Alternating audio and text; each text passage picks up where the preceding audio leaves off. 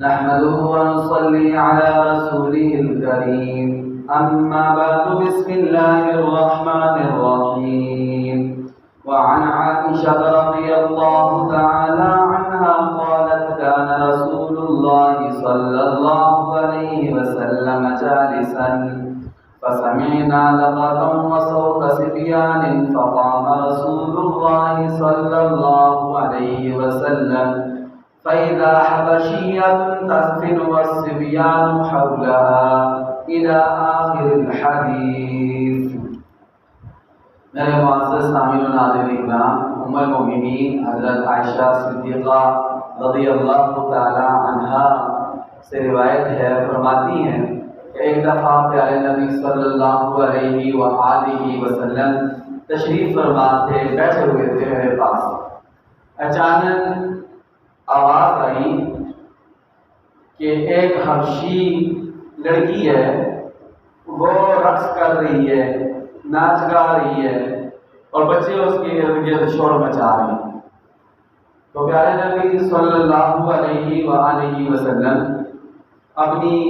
جگہ سے کھڑے ہوئے، گئے باہر کو دیکھا تو یہ ماجرا ہے۔ تو ہم عائشہ صدیقہ رضی اللہ تعالی عنہا کو بلایا، یا عائشہ تعالی فانظری، عائشہ آؤ دیکھو یہ کیا کر رہی ہے، یہ بچی یہ لڑکی کیا کر رہی ہے۔ اور عائشہ فرماتی ہے کہ میں آئی،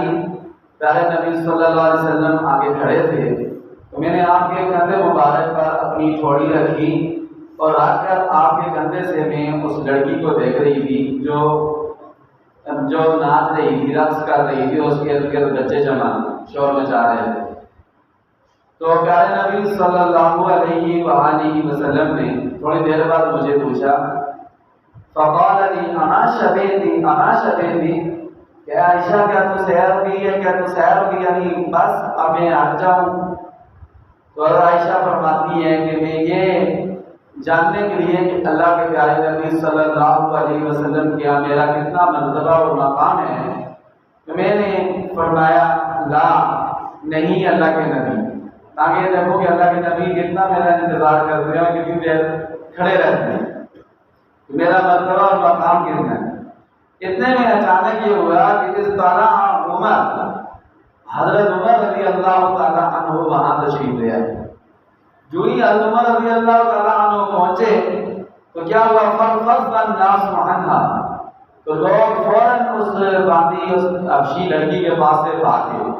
جتنے ارد گرد بچے وغیرہ جمع تھے، لوگ جمع تھے، وہ سب نے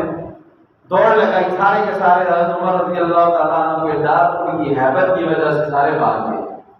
تو پیارے نبی صلی اللہ علیہ وسلم جب یہ منظر دیکھا تو فرمایا انی لانظر الی شیاطین الجن والانس قد فروا من عمر، میں نے دیکھا کہ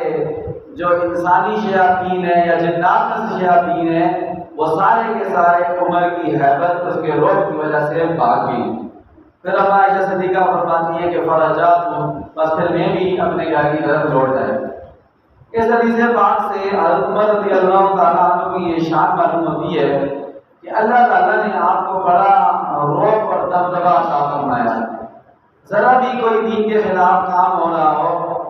ادنا سی بھی اس میں ایسی جھلک پائی جا رہی ہو تو فوراً وہ حضرت عمر رضی اللہ تعالیٰ عنہ کے روب کی وجہ سے رک جاتا۔